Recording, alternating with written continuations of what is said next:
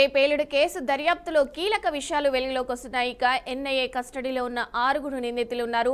నిందితుల నుంచి కీలక సమాచారాన్ని రాబడుతున్నారు. ఢిల్లీ సహా అనేక నగరాలలో పేలులకు ప్లాన్ చేసినట్టు గుర్తించారు. ఇక తన న్యాయవాదిని కలవడానికి జసీర్ బిలాల్ వాని అలియాస్ డానిష్ కోర్టు అనుమతి కోరారు. ఇక జసీర్ బిలాల్ వాని దరఖాస్తులను పటియాలా హౌస్ కోర్టు విచారించనుంది. ఢిల్లీ ఉగ్రవాదిలో ఉమర్కు జైశ్రామ్ సాయి చేసినట్లు అధికారులు గుర్తించి అరెస్ట్ చేశారు. ఢిల్లీ పేలుడు కేసు దర్యాప్తులో కీలక విషయాలు వెలుగులోకి వస్తున్నాయి. ఇక ఎన్ఐఏ కస్టడీలో ఉన్న 6 నిందితులు ఉన్నారు. నిందితుల నుంచి కీలక సమాచారాన్ని రాబడుతున్నారు. ఢిల్లీ సహా అనేక నగరాలలో పేలులకు ప్లాన్ చేసినట్టు కూడా ఇక గుర్తించారు. తన న్యాయవాదిని కలవడానికి జసీర్ బిలాల్ వాని అలియాస్ డానిష్ కోర్టు అనుమతి కోరారు. ఇక జసీర్ బిలాల్ వాని దరఖాస్తులను పటియాలా హౌస్ కోర్టు విచారించనుంది. ఢిల్లీ ఉగ్రవాదిలో ఉమర్కు జసీర్ సాయం చేసినట్టు అధికారులు గుర్తించి అరెస్ట్ చేశారు. ఇక ఇదే విషయానికి సంబంధించి మరింత సమాచారం మా మేనేజింగ్ ఎడిటర్ చిదంబర్ అందిస్తారు. చిదంబర్, చెప్పండి.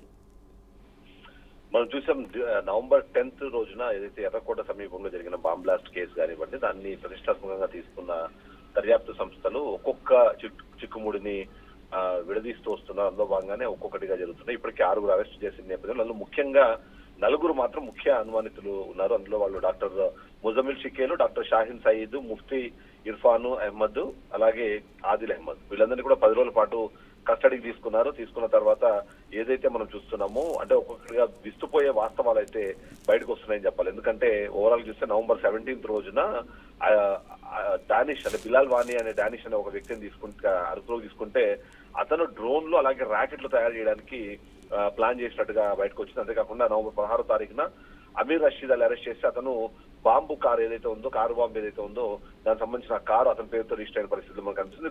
మరికొద్ది మంది కూడా చూస్తారు. అయితే ఇక్కడ అరెస్ట్ చేసిన తర్వాత వాళ్ళ మీద ఇన్వెస్టిగేషన్ స్టార్ట్ చేసిన తర్వాత ఎవరైతే అనుమానితులు ఉన్నారో వాళ్ళ ఇళ్లలో బాంబు తయారీకి సంబంధించిన మెషిన్లు, అందులో ముఖ్యంగా బాంబు మెటీరియల్ ఉపయోగించే ఫ్లోర్ మిల్ కానివ్వండి, అలాగే ఇంట్లో దానికి సంబంధించిన మిగిలినవన్నీ కూడా కనిపించడం. అదే కాకుండా ఎవరైతే జవాద్ అహ్మద్ సిద్దికి అని ఎవరైతే అల్ఫలాహ్ గ్రూప్ చైర్మన్ ఉన్నారో అతని ఇంట్లో అయితే ఒక సీక్రెట్ రూమ్ ని అతను తయారు చేసుకొని అక్కడ బాంబులు తయారు చేయడానికి సంబంధించిన ఏర్పాటు చేసుకోవడం అన్నది ఈ దర్యాప్తు సంస్థల్ని విస్తుపోయి చేస్తే, అదే సందర్భంలో ఎవరైతే పాకిస్తాన్ జైషే హ్యాండ్లర్ ఎవరైతే హంజుల్లా అని అతను బాంబుల తయారీ ఎట్లా చేయాలి, బాంబులకు సంబంధించిన విడిభాగాలు ఎట్లా తయారు చేసుకోవాలి, ఎక్కడి నుంచి కలెక్ట్ చేయాలనే విషయాలకు సంబంధించిన వీడియోలు కూడా షేర్ చేసిన నేపథ్యంలో ఇది ఓవరాల్ గా చూసే మాత్రం ఒక పెద్ద జిల్లాగా చూడాలి. ఓవరాల్ గా ఇప్పుడు ఎన్ఐఏ 73 మంది సాక్షులను ఎంక్వైరీ చేసింది. అలాగే ఢిల్లీ, జెడ్కే, హర్యానా, యూపీ పోలీసులతో కోఆర్డినేషన్ లో ముందుకెళ్తున్న నేపథ్యంలో ఈ ఘటన మాత్రం ఖచ్చితంగా భారతదేశం సంబంధించి ఒక పెద్ద ముప్పును అయితే తప్పించిందని చెప్పాలి. అదే సందర్భంలో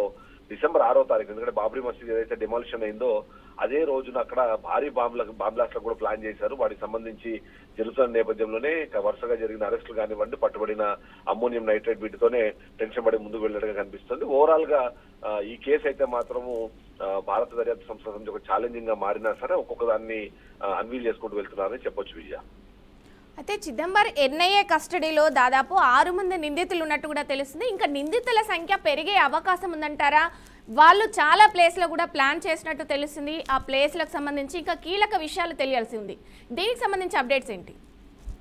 అంటే మనం ఆలోచించాల్సింది 2900 కేజీలకు సంబంధించిన బ్లాస్ట్ మెటీరియల్, 300 కిలోల అమ్మోనియం నైట్రేట్, ఇంత పదార్థాన్ని వాళ్ళు సేకరించడం, బాంబులు ఎలా తయారు చేయాలో చేసుకోవడం కోసం ఒక రహస్య గదిని కూడా తయారు చేసుకున్నారు. అంటే ఖచ్చితంగా వీళ్ళు మాస్టర్ మైండ్స్ అని చెప్పాలి. వీడికి హ్యాండ్లర్స్ ఉంటారు, మళ్ళీ అక్కడ నుంచి వాటిని ఇంప్లిమెంట్ చేయడానికి, ఎగ్జిక్యూట్ చేయడానికి కింద స్థాయిలో స్లీపర్ సెల్స్ సంబంధించిన వ్యక్తులు ఉన్నారు. అంటే వీళ్ళందరూ కూడా ఖచ్చితంగా ఒకరి తర్వాత ఒకరు అరెస్ట్ అవ్వాల్సిన పరిస్థితి ఉంటుంది. దీనికి తోడు ఏదైతే జైషే మహమ్మద్ సంబంధించిన కుట్రదారులు దీంట్లో ఉన్నారని మనము భావిస్తున్న నేపథ్యంలో వాళ్ళకి సంబంధించిన మూలాలు భారతదేశంలో ఇంకెక్కడైనా ఉన్నాయి. ఎందుకంటే ఇది కేవలం ఢిల్లీలో జరగాల్సిన బాంబ్ బ్లాస్ట్ మాత్రమే కాదు, దేశవ్యాప్తంగా బాంబ్ బ్లాస్ట్ జరగాలని ఒక ప్లాన్ చేశారు. దానికోసమే మొత్తం అంతా వర్కౌట్ చేసిన నేపథ్యంలో ఇప్పుడు వీళ్ళ 6 మందితో అరెస్ట్లు ఆగవు, మరి కాస్త మందిని కూడా ముందుకు తీసుకెళ్లే అవకాశం మనకు కనిపిస్తుంది. అందులో భాగంగా నేను ఇంతకు చెప్పినట్టుగా ఇప్పటికే దాదాపుగా ఒక 73 మంది సాక్షులను ఎంక్వైరీ చేయడంతో పాటు కొద్దిమంది అంటే దాంట్లో అంటే ఇంకా అనుమానితులు కూడా ఉన్నారు. వాళ్ళు ఆల్రెడీ ఇప్పటికే అదుపులోకి తీసుకున్నారు కానీ బట్ అన్లెస్ అంటే అది కన్ఫర్మ్ అయ్యేదాకా వాళ్ళకి సంబంధించిన ఇన్ఫర్మేషన్ బయటకు తీసుకుంటారు. ఓ విధంగా చూస్తే మాత్రము ఈ ఇష్యూని మనం అబ్జర్వ్ చేసినప్పుడు దేశవ్యాప్తంగా స్లీపర్ సెల్స్ కానివ్వండి, ఇలాంటి బాంబ్ బ్లాస్ట్ చేయాలనుకుంటే అవసరమైన మెటీరియల్, దాని హ్యాండ్లర్స్, వీళ్ళందరికీ సంబంధించిన ఒక పెద్ద నెట్వర్కే ఉంది. ఆ నెట్వర్క్ మొత్తాన్ని ఛేదించాల్సిన బాధ్యత అయితే ఎన్ఐఏకి ఉంది కాబట్టి అదే పనిలో పడినట్టుగా అయితే మనం చెప్పాలి. ఖచ్చితంగా ఫ్యూచర్ ఇంకా ఎక్కువ అరెస్టులు జరిగే అవకాశం ఉంటుంది. దానికి తోడు ప్రధాని మోడీ కూడా చాలా క్లియర్ గా చెప్పారు, కుట్రదారులు ఎవరైతే ఉన్నారో వాళ్ళు శిక్ష అనుభవిస్తారు. సో అంత స్ట్రాంగ్ మెసేజ్ ఇచ్చారు కాబట్టి ఏ ఒక్కరిని వదలకూడదనే ఆలోచనలోనే ఉన్నట్టుగా మనకు అర్థమవుతుంది. దానికి అనుగుణంగానే ఎవరైనా ఫారిన్ హ్యాండ్లర్స్ ఎవరైనా ఉన్నారా వాళ్ళను కూడా అబ్జర్వ్ చేస్తున్నారు. ఏదైనా అట్లాంటి అనుమానం ఉంటే వాళ్ళు కూడా అబ్జర్వ్ తీసుకునే ప్రయత్నం అయితే చేస్తున్నారని చెప్పొచ్చు విజయ. అయితే చిదంబర్ కేంద్ర రాష్ట్ర ప్రభుత్వాలు అంటే భద్రతా చర్యలకు సంబంధించి ఎలాంటి చర్యలు తీసుకుంటున్నారంటారు?